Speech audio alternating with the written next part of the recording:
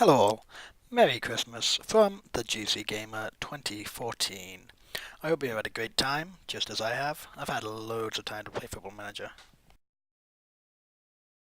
And in fact, here is another episode of Football Manager 2014 Adventures of a Journeyman. Still at Farense, went into the months of January, February, March. Went a little bit too far accidentally, got too far into the game.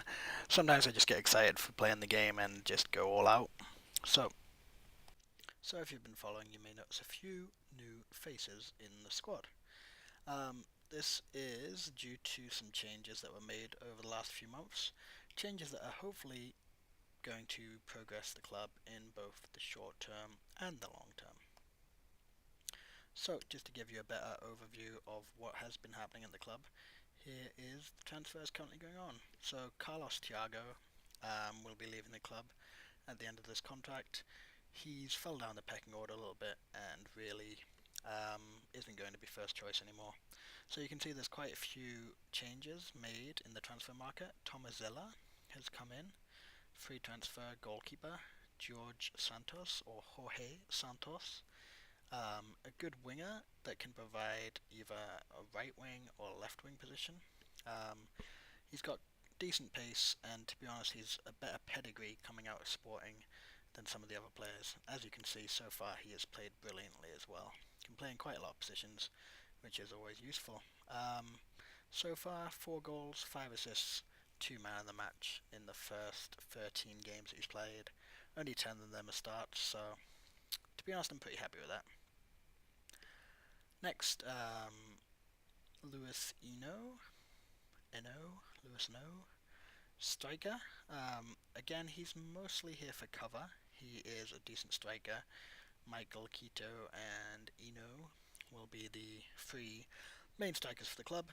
To be honest, I bought him on a whim. Again, from Sporting Portugal, their B squad. His career stats show that he can score goals if given the opportunity. Hopefully he can do it for us. Probably more of a rotation player, like I said, than anything else. I'm not even going to try and pronounce that first name, but Jean-Francois, great left back. To be honest, I was surprised I got him for free. His stats are brilliant, especially for this level.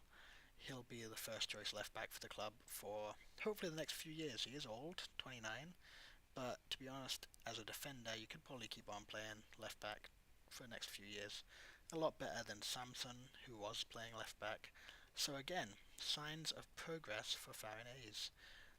He's got plenty of experience, international player, and he's played for lots of clubs, including in League One.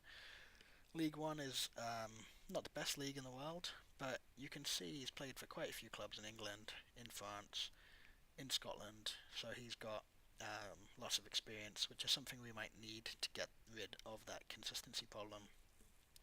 Hugo Moutinho, he came in because basically he has decent stats and he also wanted to be a staff. And quite often, as he wanted to be an assistant manager, quite often you can find players who want to be a staff member and give them slightly lower wages than if they were just a player. So he's a decent midfield player. He'll get quite a few games, and to be honest, as an assistant manager, he's not great. Currently, he's my under-19s assistant manager. Hasn't got great stats, but for his playing ability, definitely worth the £325 I'm paying him a week.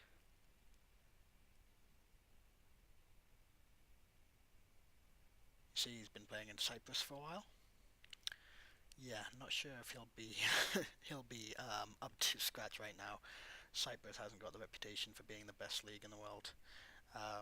Also played in Romania, in Portugal, but hasn't really got the best pedigree, but should do pretty well for our club.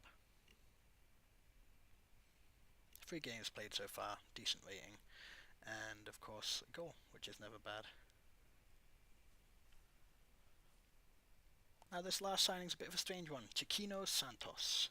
For some reason, this signing was made by my director of football. I honestly think they have given him a wage that's slightly too big. He is a decent player, good right back, but £900 a week is a little bit of a big wage. Basically, the director of football signed him, which was kind of annoying. I accidentally put the director of football on in staff responsibilities to find first team players, and yeah, what can I say? He did the business without asking me. Iris did leave, and yeah, other than that, finances getting better. Um, to be honest, we had a good few months. Um, Last month we made quite a bit of money. This month, not so much with the new players coming in, which means sign-on fees, staff fees, and all sorts. Keto is still scoring a lot of goals, as is Michael. Getting some goals from midfield as well, although not too many. Madeira has been pretty good, getting some goals from the left wing. And apart from that, we haven't really been getting too many defensive headed goals, which is something I like to see from our defenders, so it's a bit of a pity that I haven't got too many goals there. So if we look at the schedule, look at the fixtures for the last few months, you can see from January onwards, we've had, again, mixed times. So January was not a good month for us, losing and getting a draw, but it got better in February, and we really did go on a little run there. Again, comes into March, and you have the inconsistency creeping up again, and accidentally, like I said at the beginning of the episode, I went into April just because I wanted to try and get a win before I stopped playing. Unfortunately, it wasn't to be, and we lost again. So that consistency problem keeps on rearing its ugly head, but this is definitely the game of the episode, and it's a 3-2 win away from home against Santerium. If I'm pronouncing any of these wrong and you're Portuguese and you're laughing at me, I don't blame you. I really, really don't. So, start the match. Santerium get a goal just outside the box, strike it in, and what can I say? 1-0 down. It's looking like another loss for Farense early on. However, we get a free kick. Not taken very well, but we pass it in the box. Terrible marking from Santerium, and Eduardo Ferreira gets his goal for the club, first of the season, and looks like we could be heading for a draw. 89th minute, get a penalty, put it in, Bruno Carvalho, perfect goal. Looks like we're about to win the match, 2-1, and Farense are happy.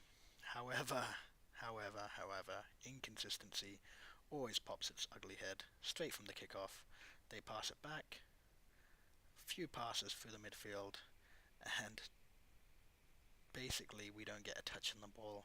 Spread it out wide, puts it in the box, no marking, and it's 2-2. And this is one of those times where you're just screaming at the screen, screaming at your men, telling them they're shit. And then we get another penalty, hits the goalkeeper, somehow goes in.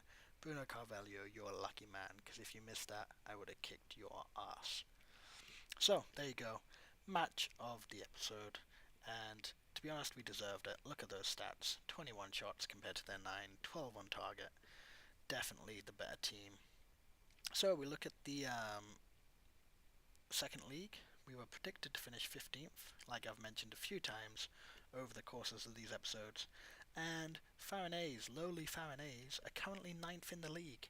And to be honest, we're doing pretty well. It's very unlikely we're going to get up to the upper echelons of the top two. Tondela still doing well, as are my affiliated club, parent club, Morinese. Unfortunately, this is just going to be another building season. We are a decent club, but there's no chance at the moment we're going to make up that gap.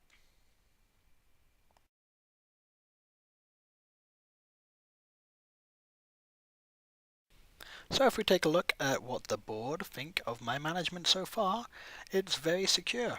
Our performances have been pretty decent. We have had inconsistency, but to be honest, we expected 15th, and we're a lot higher. I'm underneath, just a bit over my wage budget actually, sorry about that, and things are going pretty well for Farense. So, thank you again for watching. Please like, comment and subscribe for more Football Manager 2015 Adventures of a Journeyman action.